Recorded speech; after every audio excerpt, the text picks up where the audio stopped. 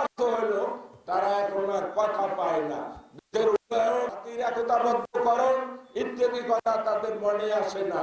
এখন তাদের মাথা ঘোলাটে হয়ে গেছে, কারণ তাদের সেক্রেটারি জেনারেল ঠাকুরগাঁ 1 আসনে না 2-1, সেখানে আমাদের তরুণ প্রার্থী তার সামনে হিমশিম খাচ্ছে। তারেক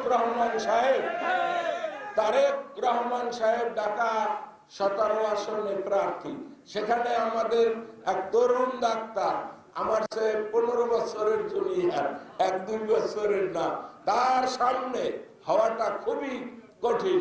হয়তোবা জাতীয় নেতা হিসেবে পাবলিক শেষ পর্যন্ত, কিন্তু স্বাভাবিক বিশ্লেষণে, স্বাভাবিক পর্যবেক্ষণে, স্বাভাবিক বিভিন্ন কি বলে জরিপে তাদের নাম এখনো পিছনে রয়েছে। এমতো অবস্থায় তাদের মাথা খারাপ হয়ে যাওয়াই স্বাভাবিক।